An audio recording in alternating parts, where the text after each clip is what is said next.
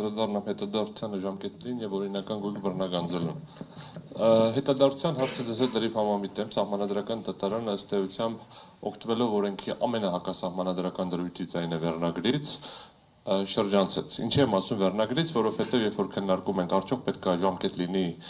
որից հետո ապօրինի գույքը չեն կարող բռնագանձենք, որևէ ողջամիտ մարդու մոտ չի ասելու, էլի ապօրինի գույքը թող դառնա օրինական։ Եվ հարցը մի քիչ վերաձևակերպենք եւ ապօրինի բառի փոխարեն օգտագործենք այն տերմինը, որը գրված է օրենքի մեջ,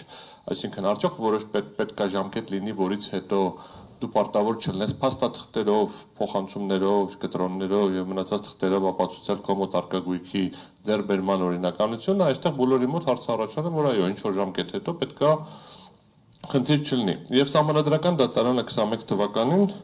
որոշման համար հեսա կցիտեմ, այստեղ ուզում եմ միանգամից հայցային վաղեմության հետադարձության տարին անդրադարձ կատարեմ, ըստ էության, երբ որ քննարկում էր վաղեմության ժամկետների հոդվածները, հստակ արձանագրել է, որ վաղեմության ժամկետը դա արդար դատաքննության շատ կարևոր տարր է։ Համարյա կցիտեմ ես Սահմանադրական դատարանի տեքստը, որպեսզի կողմերը ժամանակի բավականին շատ անցած լինելուց հետո ստիպված չլինեն ապացուցեն որոշակի փաստեր, որոնք ժամանակի անցնելուց հետո համարվում են անհավանական կամ հավանական։ Եվ այս նույն խնդիրն է, երբ որ մենք խոսում ենք 90-ականների մասին, ոչ միայն նրանով պայմանավորված, որ 90-ականներին անցումային փուլեր, կարող անցումային փուլեր չլիներ, այսինքն ոչ մի մարդ չէր կարող ենթադրել, որ իր բոլոր աշխատանքային պայմանագրերը, ծառայությունների պայմանագրերը, բոլոր փոխանցումները, բոլոր ստացված դրամական միջոցները, նվիրատվությունները, ծննդին որ նվեր են տալիս, ասի սպասի մատ այս նվերով նկարվեմ կամ բերեք մի հատ պայմանագիր կնքենք, որ նվեր եք տվել, որպեսզի հետագայում հնարավորություն ունենար ապացուցել համապատասխան գույքի ձեռբերման օրինականությունը։ Ավելին, շատ ավելի լուրջ խնդիրներ են առաջանում։ Յուրաքանչյուր զավակ, ով իր ծնողից ստացել է նվեր եւ ծնողը արդեն մահացել է, չպետք է հիմա ստիպված լինի ապացուցել, որ իր ծնողը օրինական եկամուտներ ուներ եւ այդ օրինական եկամուտներով ձեռք էր բերել իր համար բնակարան եւ նվիրել իրեն։ Եվ ավելին, չպիտի ստիպված լինի նվեր ստանալուց 20 տարի հետո զրկվել պայմանական կամ ռիսկ ունենալ, որ կզրկվի իր բնակարանից, ասում են, սկզբից չտայիք, ես գնայի իմ բնակարանը, ես առնեի։ Մոտավորապես այս տարբերակն եմ ուզում բերել, որպեսզի պատկերացնենք։ Հետևաբար հայցային վաղեմության հարցով շատ հստակ է մոտեցումը, որ պետքա լինի 10 տարի։ Ինչի եմ ասում պետքա լինի 10 տարի, որովհետև Հայաստանի Հանրապետությունը այդ մոդելը արդեն իսկ 2005 թվականին ներդրել է։ 2005 թվականին Հայաստանը միացել է ԵԽ-ի կոռուպցիայի դեմ քաղաքացիական կոնվենցիային, անունը կարող է սխալ ասեմ, բայց քաղաքացիական կոնվենցիային կոռուպցիայի, որտեղ սահմանված է, որ վաղեմության ժամկետները պետք է լինեն համեմատաբար երկար եւ 3 տարի եւ 10 տարի, 10 տարի գործարքի պահից։ Եվ Հայաստանի Հանրապետությունը քաղաքացիական օրենսգրքում 333-1 հոդվածն է ավելացրել 2005 թվականին, որով սահմանվել է 10 տարի։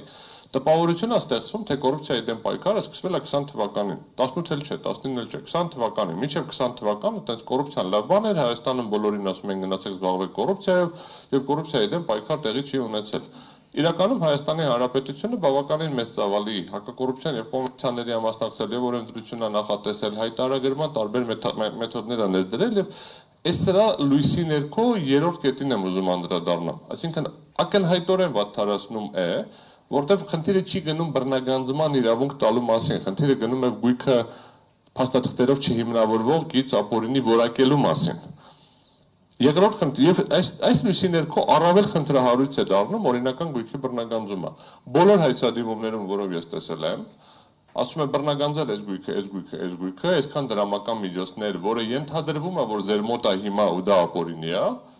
եւ ձեր օրինական եկամուտների հաշվին հետագայում ասենք ինչ որ թիվ։ Պայմանական ասած, ունեցել եք նախկինում ապօրինի գույք, ծախսել եք, այդ ծախսած փողը, ընդ որում այդ ծախսել եք մոտավորապես հետևյալն է, կարան գան ասեն այս շենքը դուք եք առել, հետո վաճառել, առել եք 100 միավորով, վաճառել 300 միավորով, ասում եք այս շենքի հետ ոչ մի կապ չունեմ, ասում չէ, փաստացի մենք գիտենք, որ դուք եք առել, ապացույցներով հիմնավորում ենք, որ դուք եք առել այս շենքը, 3 տարի հետո էլ վաճառել, առնելու պահին այդ փողը չունեիք, հետևաբար դա ապօրինի եք առել, ընդ որում ձեր լրիվ օրինական եկամուտներն են ծախսում սրա վրա, հետո վաճառքի ստացված գույքը դե ակնհայտորեն ապօրինի է, հետևաբար ինքը, այսինքն դուք այդ շենքի հետ ոչ մի կապ չեք ունեցել, չեք առել, չեք վաճառել, վարձով չեք տվել, չեք տնօրինել, այդ շենքում չեք եղել, բայց ասում եմ մենք կապացուցենք, որովհետև բանով քրեական գործ կա, ենթադրենք, որտեղ մենք մի հատ վկա ասում է դե իմ կարծիքով ձերն է։ Պայմանական։ Հիմա դա դատարանը ինչ կանի, այդ ուրիշ հարց է, Բայց մենք պետք է հասկանանք, որ անձի իրավունքների միջամտությունը սկսվում է այն պահին, երբ որ պետությունը որևէ մարմնի դեպքով որոշում է կայացնում այդ անձի վերաբերյալ որևէ բան ուսումնասիրել։ Այսինքն, հենց որ ձեր վերաբերյալ որոշեցին տեղեկատվություն հավաքել, դա համարվում է միջամտություն։ Այսա շատ մեծ շփոթմունք կա։ Անձին մեղադրանք առաջադրելու ստանդարտը միեդով շատ ավելի բարձր է, քան ազատազրկելու։ Այ անձին, որ դու ինչ-որ բանում կասկածում ես ու սկսում ես իրան, քրեականն եմ բերում օրինակը, նույնը քաղաքացիականն է, պետությունը իրավունք չունի անկապ տեղը հետաքրքրվի որևէ քաղաքացով։ Դա ընդհանուր ազատության սկզբունքն է, բխում է Սահմանադրության առաջին, երկրորդ եւ երրորդ հոդվածներից։ Ես ուղղակի ուզում եմ հետադարձության հարցին եւ ճիշտ է,